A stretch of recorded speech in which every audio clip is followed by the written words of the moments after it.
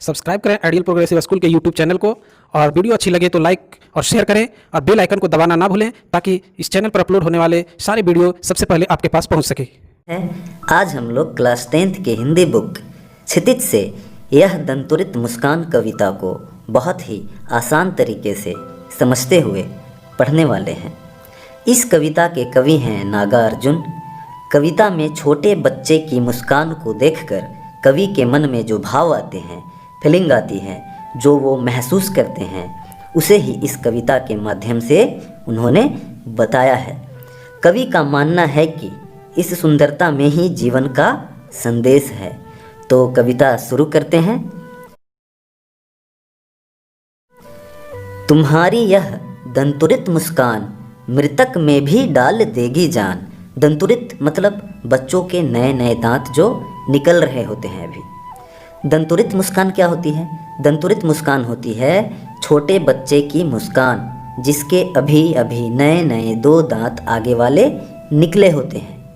जब बच्चा 6 से 8 महीने का होता है तो जब वो हंसता है तो उसकी मुस्कान को बोलते हैं दंतुरित मुस्कान।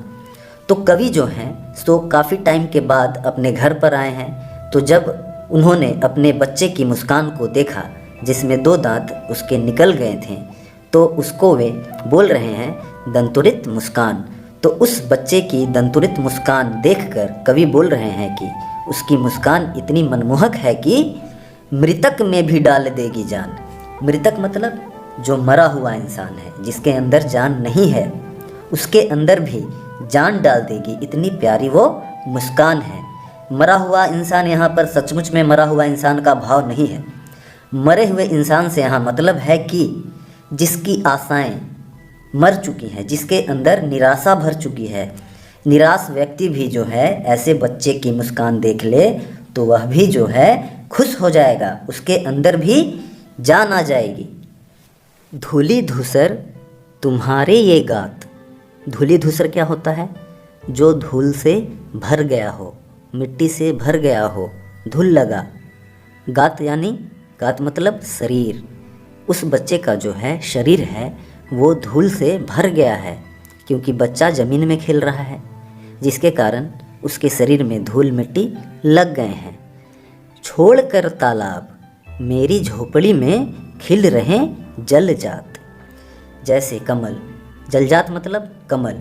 जब कमल जो होता है वो तालाब में कीचड़ में खिलता है तो बच्चा जब मिट्टी में खेल रहा है तो कवि को ऐसा लग रहा है कि वो कमल का फूल है और वो कमल का फूल तालाब को छोड़कर जैसे कि वो कवि की झोपड़ी में ही आ गया हो। कवि ने उसकी तुलना कमल के फूल के साथ की है। परश पाकर तुम्हारा ही प्राण पिघलकर जल बन गया होगा कठिन पाषाण। परस मतलब छूकर, तुम्हारे ही प्राणों को छूकर पिघलकर जल बन गया होगा कठिन पाषाण। पाषाण यानी पत्थर, यानी कि जो कमल जो है वो पानी में खिलता है लेकिन वो पानी पहले पत्थर था और बच्चे के छूने के कारण वो जो पत्थर है, बच्चे रूपी कमल को छूने के कारण वो पत्थर जो है जल बन गया होगा। कहने का भाव ये है कि कठिन से कठिन, कठोर से कठोर मन वाला व्यक्ति भी अगर बच्चे के साथ थोड़ी देर खेल ले तो वो भी जो है भावपूर्ण बन जाएगा, उसमें भी फीलिंग आ जाएगी, वो भी जो है सो नीरस से सरस हो जाएगा। कहने का मतलब है कि बच्चे की मुस्कान और बच्चे का स्पर्श इतना अधिक मनमोहक है कि कठोर से कठोर व्यक्ति के अंदर भी फीलिंग आ जाती है। छू गया तुमसे कि झरने लग पड़े शेफालिका के फूल, बांस था कि बबूल। यहाँ कवि कह रहे हैं कि बच्चा इतना प्यारा है और जब बच्चे से कोई छू जाता है, बच्चे से कोई खेल लेता है थोड़ी देर, तो चाहे वो बांस हो या बबूल। बांस तो सीधा खड़ा एक डंडे की तरह पेड़ होता है और बबूल में होते हैं कांटे, तो जो नीरस है। बांस और बबूल के पेड़ को नीरस बोला जाता है जिसमें कोई रस नहीं होता।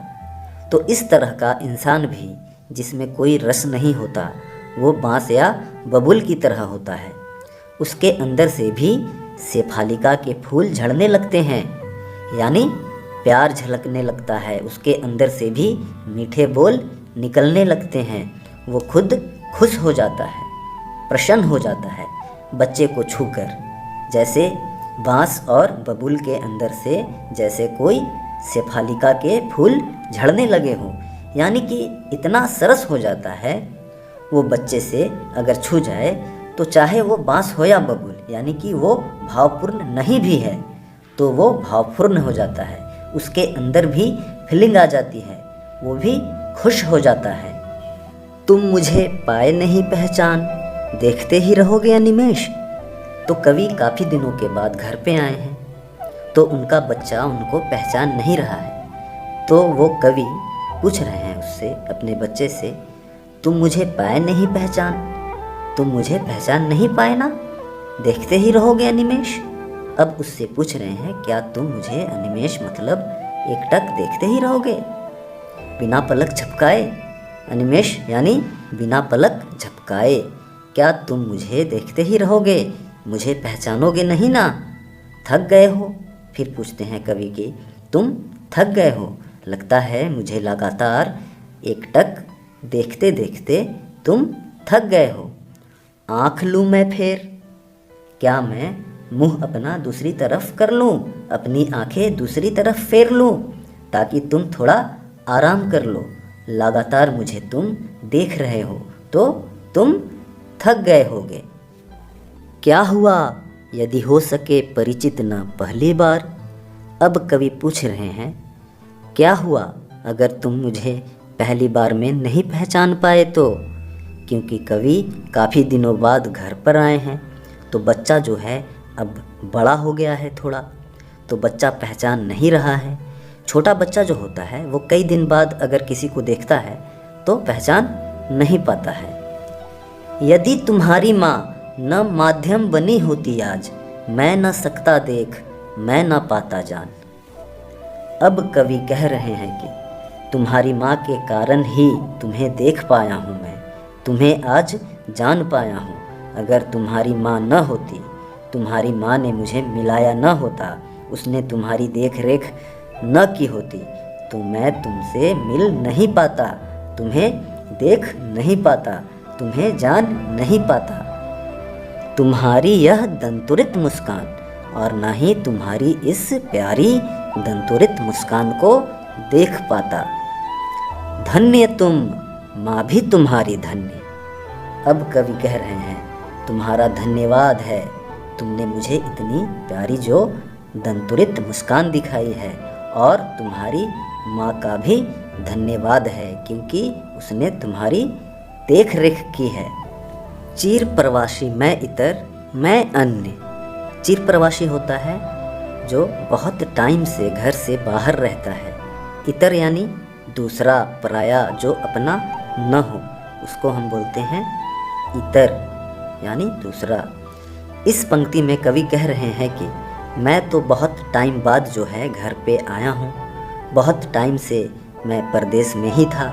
प्रवासी मतलब परदेश में ही था, तो इसलिए तुम्हें ऐसा लग रहा है कि मैं तो कोई दूसरा हूँ तुम्हारे लिए, कोई अन्य व्यक्ति हूँ तुम्हारे लिए। इस अतिथि से प्रिय तुम्हारा क्या रहा संपर्क, उंगलियाँ माँ की कराती रही है मधुपर्क। अब कवि बोल रहे हैं कि मैं तो तुम्हारे लिए अतिथि जैसा हूँ। हे प्रिय, प्रिय बोल रहे हैं बच्चे को, हे प्रिय मैं तो तुम्हारे लिए अतिथि जैसा हूँ, क्योंकि घर में नहीं रहते कवि और काफ़ी टाइम बाद घर पे आए हैं, तो बच्चे के लिए ऐसा लग रहा है कि कोई मेहमान ही है ये तो। इस अतिथि अपने आप को यहाँ पे कवि अतिथि बोल रहे हैं बच्चे की तरफ से। बच्चे को लग रहा है कि वो अतिथि हैं, इसलिए वो बोल रहे हैं कि मैं अतिथि हूँ, मेहमान हूँ, गेस्ट हूँ तुम्हारे लिए। तुम्हारा क्या रहा संपर्क, मतलब तुम्हारा कोई संपर्क नहीं रहा मेरे से इतने दिनों तक, क्योंकि कवि घर में नहीं थे तो बच्चे के साथ उनका कोई संपर्क नहीं रहा।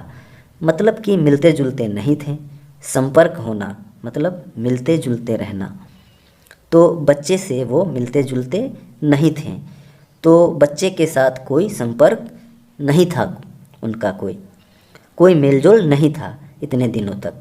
तो बच्चे को ऐसे लग रहा है कि वो कोई मेहमान है, तो वो अपने आप को मेहमान के रूप में यहाँ पे बता रहे हैं कवि कि मेरा तुमसे कोई मेलजोल नहीं रहा इतने दिनों तक, तो तुम मुझे पहचान नहीं रहे हो, जैसे मैं कोई मेहमान हूँ तुम्हारे लिए। उंगलियाँ माँ की कराती रही है मधुपर्क। अब कवि कह रहे हैं कि तुम्हें तुम्हारी माँ की अंगुलियाँ ही जो हैं मधुपर्क, यानी मधुपर्क जो है एक लिक्विड होता है, उसमें जो है शहद, घी, दही, दूध और पानी से बना होता है। मधुपर्क को हम पंचामृत भी कहते हैं क्योंकि इसमें 5 चीज़ें मिली होती है। तो वो जो मधुपर्क है, माँ के अंगुलियों से तुम पान करते रहे इतने दिनों तक, क्योंकि पिता तो घर पर नहीं थे, तो माँ ही खान पान का ध्यान रखती रहीं, वही खिला पिला रही थी। देखते तुम इधर कनखी मार। अब बच्चा जो है कनखी मार कर देखता है। कनखी मतलब तिरछी निगाहों से। जो अनजान व्यक्ति होता है उसको तिरछी निगाहों से देखता है। तो कवि उसके लिए अनजान है, बच्चे के लिए अनजान है, क्योंकि काफ़ी टाइम बाद आए हैं, तो वो तिरछी निगाहों से अपने पिता को देख रहा है। तो कवि बोल रहे हैं, देखते तुम इधर कनखी मार, और होती जबकि आंखें चार। और जब आँखों से आंखें मिल जाती है, कवि भी उसकी ओर देखते हैं और बच्चा भी तिरछी निगाहों से देख रहा है। तब तुम्हारी तंदुरुस्त मुस्कान मुझे लगती बड़ी ही छविमान। अब जब आंखें मिल जाती हैं, आंखें चार होना मतलब जब आँखों से आंखें मिल जाती हैं, कवि की आंखें और बच्चे की आंखें मिल जाती हैं, तब बच्चा मुस्कुरा देता है। तब तुम्हारी तंदुरुस्त मुस्कान, तो दांतों वाली, छोटे छोटे दांतों वाली जो मुस्कान होती है बच्चे की, मुझे लगती बड़ी ही छविमान।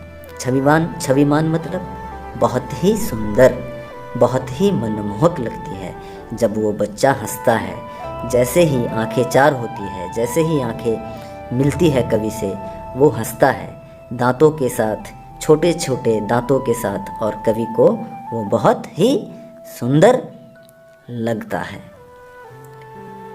ठीक है दोस्तों, आशा करता हूँ आपको समझ आया। कमेंट कर बताएं, लाइक करें, शेयर करें। मिलते हैं अगले वीडियो में।